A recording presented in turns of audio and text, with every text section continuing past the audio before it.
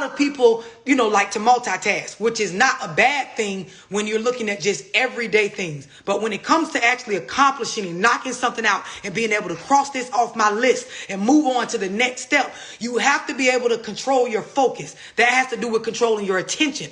Most of us as adults are in a space where we struggle to control what our attention goes on. You ever like told yourself when you woke up, I'm going to do this. As soon as the day starts, you get distracted with all kind of shit to the point where by the end of the day, you've done a lot of shit, but none of it has actually helped you check off certain shit on your list.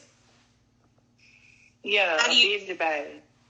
The way that I'm gonna give y'all to structure your goals is gonna help with this, because it will help you actually keep a focus in front of you at all times that ties into something bigger, and that something bigger ties into even something bigger, which is the state that you want your life in.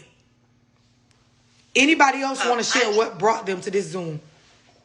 Just wanted to say something real quick. It's so amazing that you're saying that, because I was thinking right now that I'm going through this one, I feel like mentally I have not mental focus, not the energy to keep doing what I'm doing, because I mean, I'm working 2 jobs right now, not full time, but it's 2 jobs. Some of them overnight, and I'm in 2 college classes, and trying to sending money to this person because he's in prison, this and that, and it's like it killed my focus in that side. And it's just crazy. It's really takes so I'm gonna tell you something, Sylvia, and for a lot of y'all that's in here, everything that you do, you need to have an understanding of the purpose behind it. So for example, if you're in a season where you're working 2 jobs or you're going to school, you need to have a constant reminder of what the next step is that I'm knocking off on my steps towards accomplishing my goal. The shit needs to tie together. So I'll use college as an example. In order to get the final degree, you have to take multiple classes in between. And if you don't complete each of the classes or a certain amount of them or certain prerequisites, you won't reach the final goal. So it's the same idea when you're setting your life goals up. They need to tie together to where all of them are equally important, even though some give bigger payoffs than others, because they all line up a bigger picture of how you want your life to look. The problem is a lot of us have not sat down and actually wrote out how we want our life to look, what we actually want to have going on for us. And for a lot of us, we have this codependency or this trauma bonding personality style to where we don't know what we want until we with somebody. And if we ain't with nobody, we don't really want shit. Besides going to work and paying our bills, we don't have anything we're waking up excited about. But put us in a relationship. We planning trips. We doing all this extra shit. If the boyfriend or the girlfriend or the husband or the wife or the person you fucking on got a business they trying to start and shit, we will pour ourselves into that and overdo it for them, for the sake of this shit we trying to build with them. But we're never willing to put that much energy in for ourselves. I even see parents do it with their children. They will go above and beyond to help their kids get all the things they need to have their life right, but their life is in shambles. It's the same, like I said, when you see older people, they do everything they can to keep you healthy, but neglect their own health. And the real problem the fucked up part about it is they've had every bit of time and resource while helping you to help themselves, and they just didn't value self enough to do it. Anybody else want to share what brought them to this Zoom before we get started?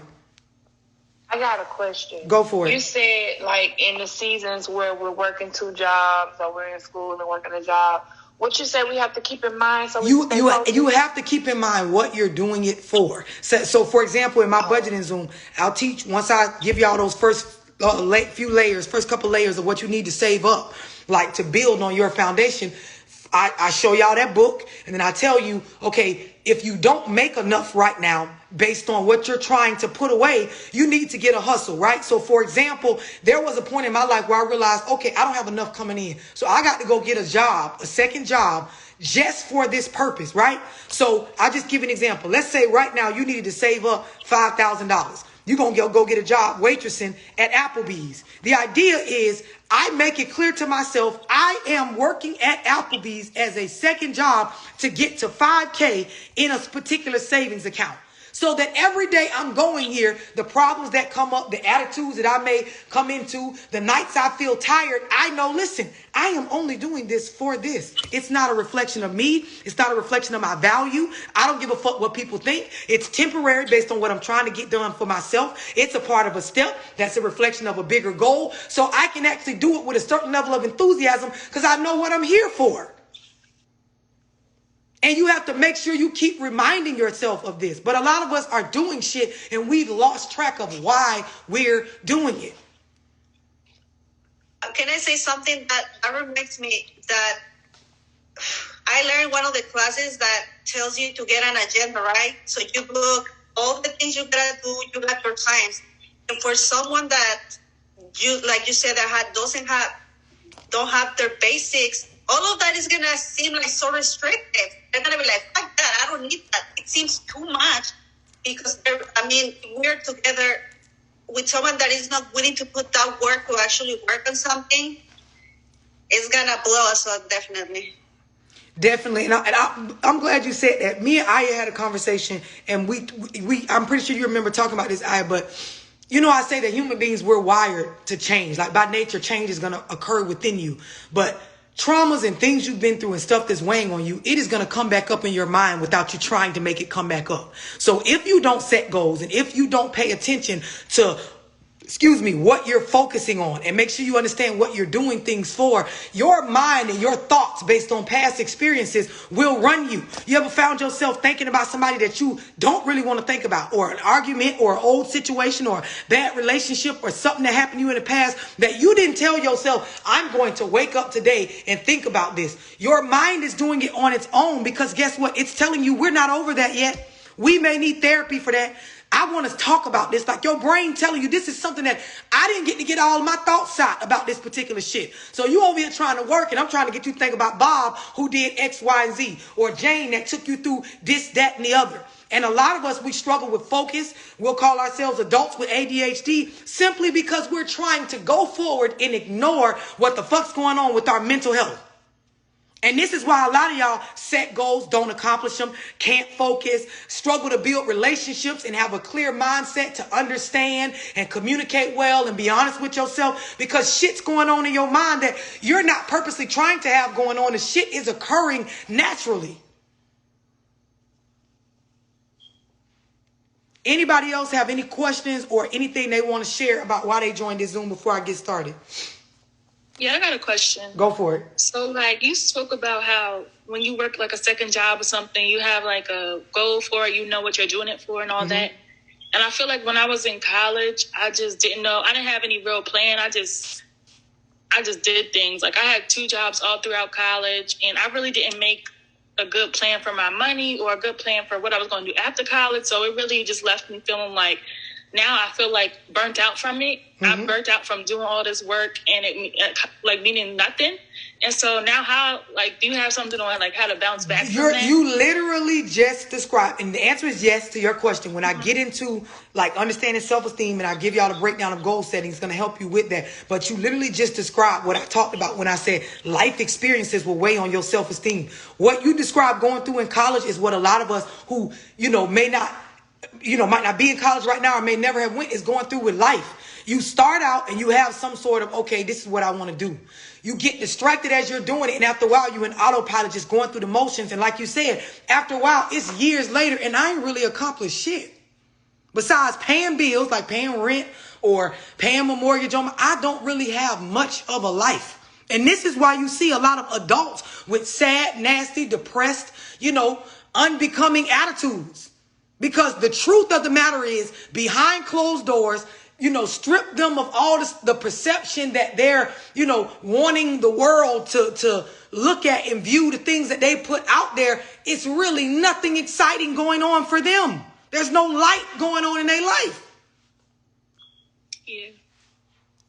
I'm going to tell y'all another thing. With us as females, a lot of us, when this occurs, we will get in a state where we become codependent or develop an unhealthy relationship with our children to the point where we cling to them, but we make it seem like we're a necessary caregiver throughout the majority of their young adulthood. But it's really our inability to set goals and grow and create some sort of value within self, you mix that with the way that niggas will use you and do you. If you allow it and you have low self-esteem and you don't have boundaries, it will put you in a space where your children will become your world. And you see a lot of moms say it all the time. My kids is my everything. They my world. They the reason I breathe. Well, what the fuck are you? This is not healthy talk. This is not healthy behavior. It's not balance. It's not becoming of what a healthy human being that wants to develop some sort of value within self should have. This whole idea that you love something outside of yourself more than you love you. You can't be shit to others if you're not whole yourself, because what you put out is a reflection of what's going on within you. Anybody else have anything they want to add? I want to ask a question. My question is, you know how you're talking about selfish and stuff, and with everything that's in the past, will this help with kind of like getting yourself to be on? Because, you know, like you might have made bad decisions with men, with life, with friends, you know, like I said, being messy. Is it going to help once you build yourself to get past those things, to finally, like, not, you know how people say sometimes you just got to not worry about stuff, you got to let it go? It's going to help you once you build your self-esteem to become more healthier for yourself and move past it and not still always be thinking, like I heard you say we're going to think about it and it'll come up. But I don't know, what I think you, is a different person. Right. And I understand your question. What I think you missed is that when I spoke on the things that replay in your mind and that come up and that will manifest in your personality and your interactions with others, it's coming up and it's happening because we're not addressing these things. We're trying to just act like they don't exist. This is why you hear me advocate for things like therapy, goal setting, boundaries. These are the things that help you build you. It's literally the starting point. So, for example, when I do the Zoom on management of emotions, or when I do, it's a couple other ones that I touch on this, but I will speak on making a list of your past traumas, like where you're at. We starting with today, this day.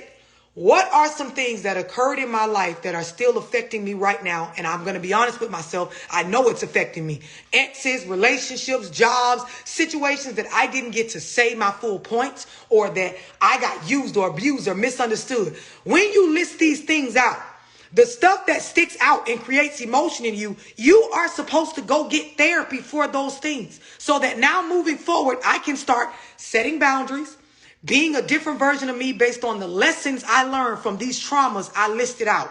The stuff that hurt me, that bothered me, the situations that I was involved in, whether it was me that allowed it or someone literally took advantage of me when I was pushing back. Do I understand the lesson in it? Because this is what I'm going to use to set my boundaries. This is what I'm going to use to set my levels of privacy in my life. Stuff I'm not willing to talk about with y'all or share with people. These are the areas in my life where I know I am vulnerable. So I will go get therapy or speak to only certain people about it. Then there's my basics. After I look at this, do I have my bottom line shit together as an adult? Transportation, consistent food, roof over my head, money flowing in that's coming consistently. Doesn't have to be a lot. You have to know that something's coming. Because when you don't know that something's coming, you will operate in a survival mode. Kind of like how you see a homeless person or a drug addict. They're willing to do anything for the next buck because they don't know where it's coming from. These are the basics of what you need to have together. And that's like I was saying to Aya earlier, as you meet people and you interact, if people don't have this at the top of their priority list, this is a red flag if you come into their life and they make you matter more than this stuff.